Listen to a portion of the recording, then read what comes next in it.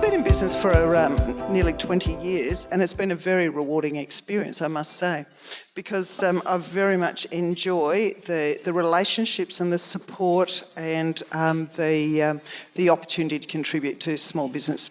My father had a small business. He was an architect, and when I used to work in organisations as an employee, I used to look at and I always have a great amount of respect for those people, you people around this room really, who get up every morning and create your own business. And my jollies actually come from supporting you to be able to do that. And that's very much within the HR factor. So to support you with your staff.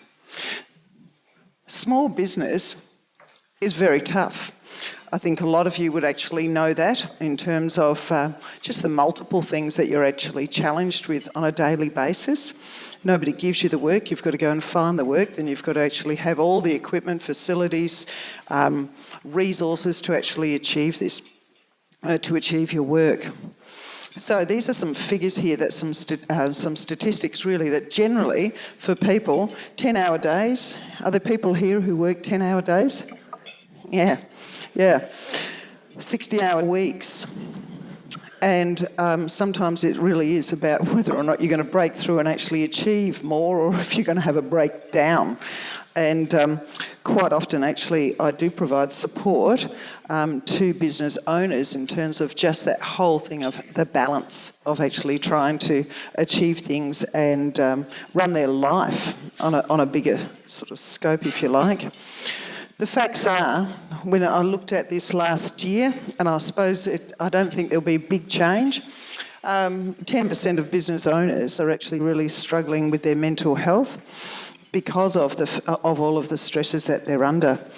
And it leaves them in a situation where they have no family time. I don't know if you've lost sleep about your business, but I certainly have at different times. There's fatigue, there's feeling isolated. You know, people who don't run a business actually don't have any idea what it's like to actually be responsible for all of that income that you've actually got to generate yourself.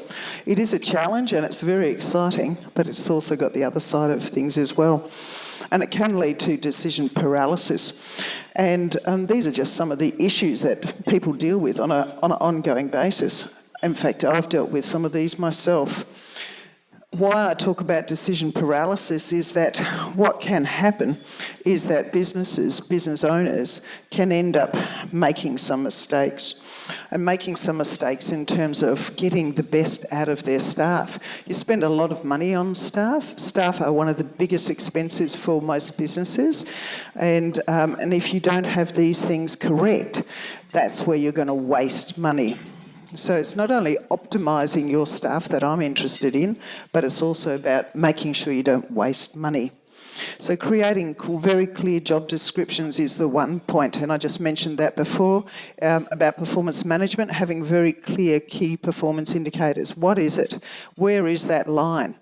And I like to really spend some time with the business so that they understand that very clearly, and that the employee also understands that very clearly.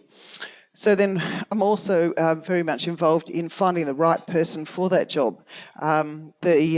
The specifications, actually looking at what it is that you need that person to have in terms of skills, attributes, experiences, capabilities, and taking the time to actually do that effectively.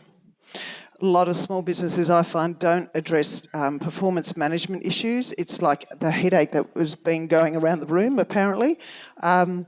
But if it's not addressed, it just continues. And that is actually waste in your business. That's where money is seeping out the door, underneath the door or whatever. And I love nothing better than to actually address a performance issue. Because if that performance issue is addressed, you're actually going to be in better economic circumstances. Also, too, I think performance issues have a big impact on the morale and the team. And they need to be addressed as well. So not addressing performance issues just means that actually you're dealing with almost maybe like Vanessa's a screaming toddler and just ignoring it and just knowing how painful it is and how obnoxious it is, but just ignoring it. And that has a great impact. Anyway, so these are some of the biggest mistakes. So, but help is at hand, and so when you actually realise that maybe you are in decision paralysis or that you are facing some issues, you can give me a call.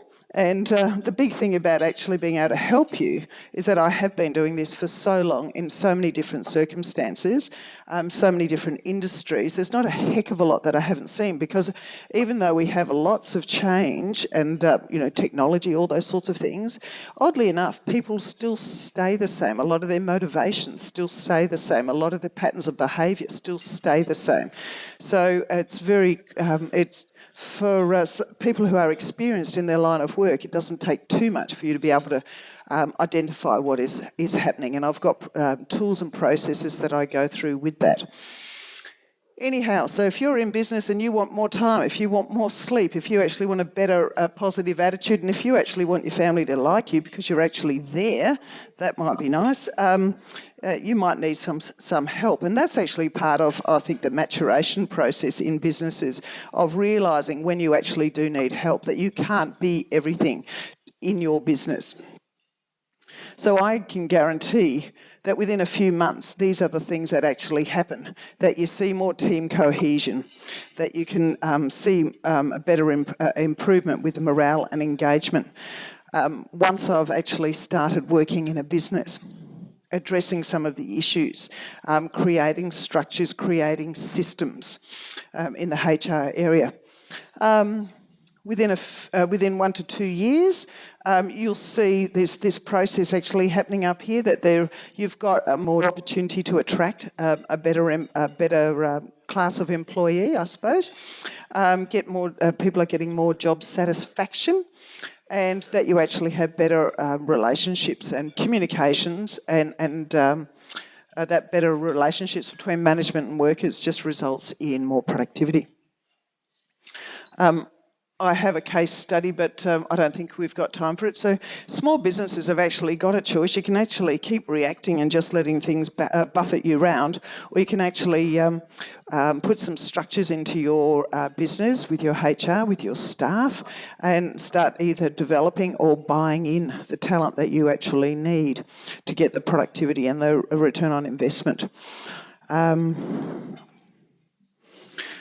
So what is available to you is some service, HR service, to actually find out what is happening in your business. Then from there we actually look at the systems that you might need and the solutions that you might need. And some of those solutions aren't always popular. It might be a change of staff, for instance. I am actually welfare trained, social welfare trained, so troubleshooting and actually dealing with the whole range of people issues is one of my areas of expertise. I've actually dealt with people out of Pentridge years ago, so there's lots of things that I have experienced in that time. What I do, this is actually the world in which I work, but it goes right from looking at the organisation, its goals, then putting in place a human resources system, and then actually looking at individuals and how they contribute to the team and to the productivity. It's a pretty straightforward thing in my mind, that it's really about morale and the environment that you work in. That goes towards engagement of staff, that goes towards productivity of staff, that goes towards profitability of staff and returns for your business. I offer 3 packages, if you like, or services. One is packages of really documents, and that's often for smaller businesses, like job descriptions, etc. The other is a response where there's maybe some issue, and the other is a subscription, ongoing HR subscription service. And that's actually for businesses probably 15 staff or above. These are some of the current projects I'm actually working on. Some of these will give me a return on investment, and others are actually things that I do on a volunteer basis. So what I'm actually looking at too is our rebalance workshop that Vanessa and I have been running, and we've got another one on the 25th of August coming up. And this is really about my values in terms of just developing people and providing them support, whether it's in their social life or if it's in the workplace. So these are the industries that I've been working with just in the last fortnight. I've really enjoyed working with trades and small businesses in general. All of those. It's been recruitment, it's been job descriptions, it's been employee handbooks, it's been induction, it's been employment contracts, salary reviews, redundancy, outplacement. That's all in the last fortnight of what I've actually been doing. My target is small businesses who really do want to develop, who want to grow, who've got a small staff, and businesses who don't have any HR expertise. Thank you very much.